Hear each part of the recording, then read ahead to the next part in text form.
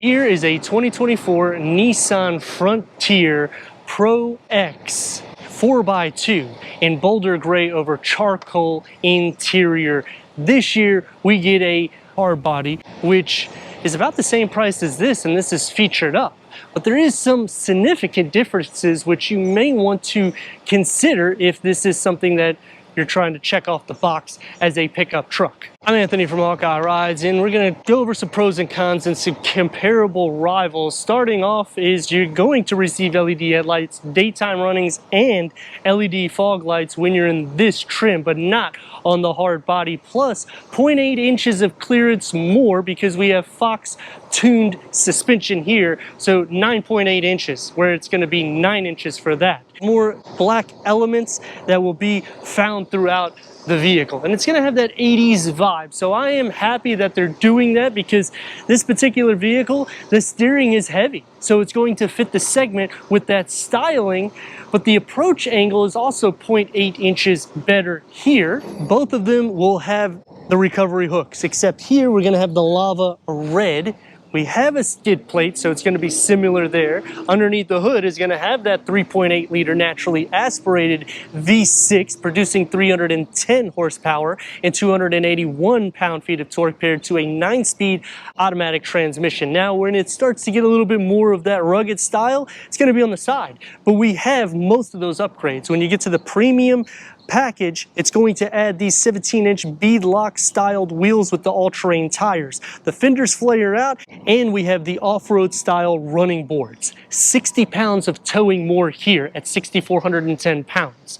Payload is 120 pounds more here than that hard body at 1,430 pounds. So when you're thinking about, well, this is basically the same price, once you start featuring the Frontier up, you need to go for what's going to be the most capable and not necessarily just styling similar to a Honda Ridgeline HPD package. And optioning the technology package will give us the lane departure warning, blind spot warning, rear cross traffic alert, rear sonar system, rear automatic braking, high beam assist, intelligent cruise control, traffic sign recognition.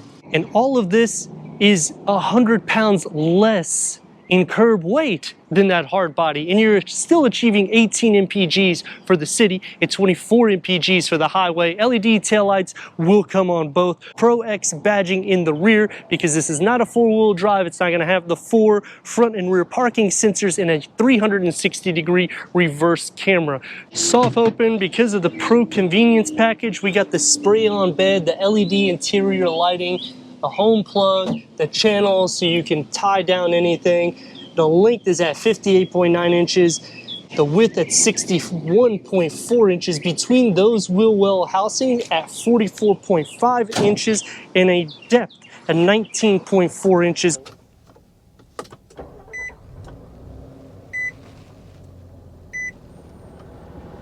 Six-way power seat adjustment for the driver. We have the premium and the convenience package, which will add the leather appointed front seats, 4-way manual adjustment for the passenger, heated front seats. You're gonna get the unique pattern that's on the seats with the ProX and the orange stitch work, as well as a heated steering wheel. Headroom and leg room. Because of those packages, it is pretty much the same price as a hard body, except you're going to get a lot more for the exterior and interior as we go through. The stitching is going to start on the dashboard, 12-volt dual climate control settings, 9-inch touchscreen with wireless Apple CarPlay, Android Auto, Sirius XM, AM, FM, streaming Bluetooth audio, and when you put it into reverse, you get a 360-degree reverse camera, full trajectory. The top will get a storage pocket, and it's a more flat dash. 10-speaker upgraded Fendi sound system, auto-dimming rear view mirror, and a moon roof. Working into USB ports, a storage area that I just threw myself my sunglasses with the grab handles here, leather around the gloss black is going to surround it, wireless charging pad, and the key fob for the Frontier. This is going to be a little bit more sporty. It opens up. It is a deep storage pocket. You have some areas for pins to hold, leather wrap steering wheel, multi-function with the gloss black elements and the cross stitch. 7-inch informational display that can show the off-road, your gauge, and pretty much any information that is needed for the driver, including your navigation, sign recognition, and safety features. The door panel is going to be more of a off-roadsy feel. I like the textures because it's still soft to touch. One touch up and down just for the driver. You get the lava red that's going to surround there, so it keeps a sporty style, and a long storage pocket with a beverage holder carved out. Because we have the upgraded sound system, you're only going to get storage underneath the 60 fold, but you can lower these seats and they go flat at a 40-60 split. Going inside with the running boards, it's not really that much off the ground. Headroom is going to start off pretty good, and it's also carved out, so I like how they've done this to maximize space. Leg space is also good. This is at the position I'd be sitting. Storage behind the passenger seat, home plug, 2 USBs, and an armrest with cup holders. The door panel will be stripped of the red that would be inserted right here. It's soft to touch pretty much everywhere where it needs to be, in a large storage pocket with the beverage holder carved out. The floor is not completely flat. Sliding in, you do have your own feet space. If the seat is pushed back all the way, more or less, it's going to be tight for somebody over 6 foot tall. But in shoulder space is not really compromised, even though this is a smaller truck. Headroom is actually pretty good too. 310 horsepower, backing it with 281 pound-feet of torque.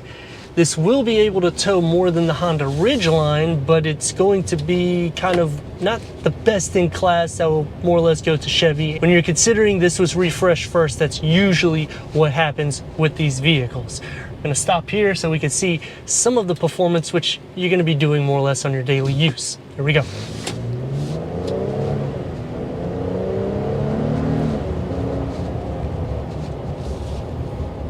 The V6 has good power and pull. It really does push you back. This was an all-new engine for 2020, which was interesting enough that they did give the engine and the transmission components, changing up even the center cluster just a touch before they did the full refresh. Usually trucks or any vehicle doesn't actually give you any of the refresh components. They wait until the whole vehicle is ready to launch. So if you are looking to still get the older style that was like 15, 20 years old, you can do that and still get the same powertrain. Is basically what I'm getting at. You sit up high because you're nearly 10 inches of clearance. So it is good. You get the Bilston shocks. This is off-road shocks as well, with the all-terrain tires. Bead lock styled wheels, which has a great look to it, but it's not going to be for the rock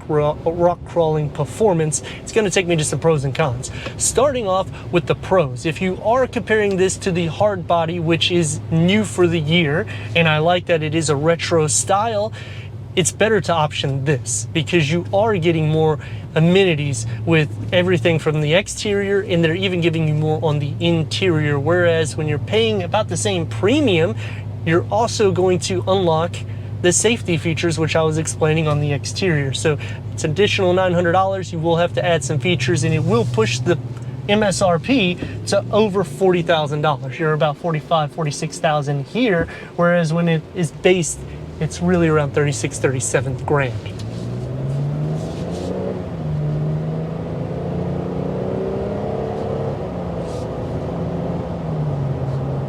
Doesn't feel sluggish. The steering is very heavy. This is one of the heaviest steerings in class. It kind of has that Jeep Wrangler feel to it, but it's not going to be as off-road oriented. It's not that wide, but because it feels taller and the window is more small, it makes the vehicle feel a lot more aggressive than the numbers even project.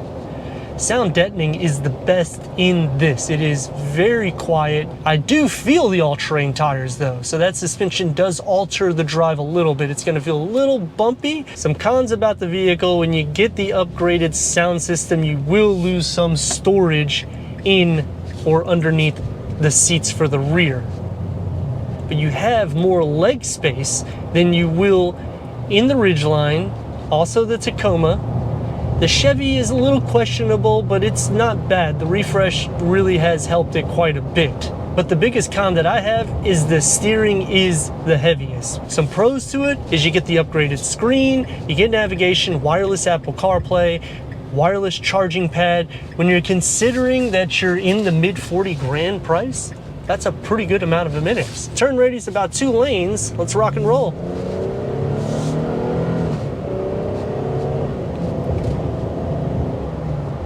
Another con would be that you have to pay for the safety features, and a few years back when they did the refresh, they increased the price. So there is a lot of increased pricing that you have to option in order to get it like this. But if you're comparing it to the hard body, then you would want to go this route because this is the truck that outperforms it, except it's not a 4-wheel drive, which you would want to tick that box in order to get the full capabilities of what the Frontier has. But let me know your thoughts in the comments. And if you're new to the channel, consider subscribing. Check out the next video, merchandise, website, and Instagram. Leave a comment and a like. And I'd like to thank Brandon Nissan for giving us this 2024 Nissan Frontier for our car review.